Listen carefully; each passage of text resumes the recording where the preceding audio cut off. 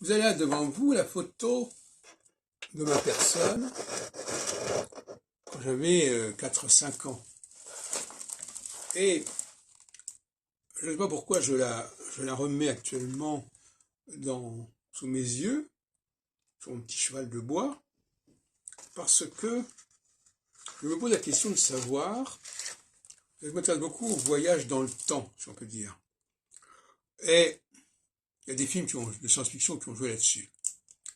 Et je me demande si, en m'intéressant à cet enfant que j'ai été, je ne lui apporte pas une énergie à travers le temps, que moi-même j'aurais reçue à une certaine époque. Voilà, c'est une question qui se pose comme ça. S'intéresser à une personne, est-ce que ce n'est pas une façon de se connecter à ce qu'elle était à cette époque-là, et de lui apporter une énergie dont j'ai pu profiter. Donc en quelque sorte, je peux apporter l'énergie à ma propre personne dans une sorte de cercle. De la même façon que j'ai laissé entendre l'autre jour que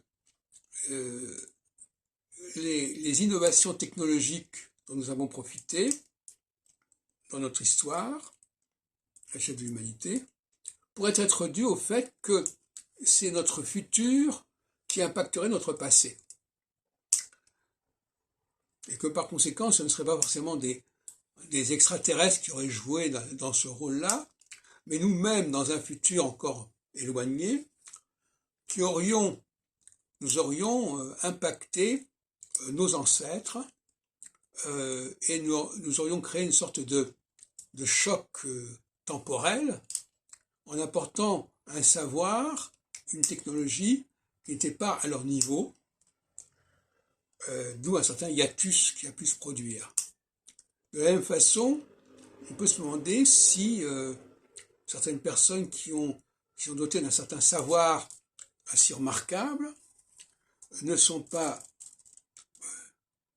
profitent pas d'une énergie qui leur est transmise à travers le temps à partir du futur.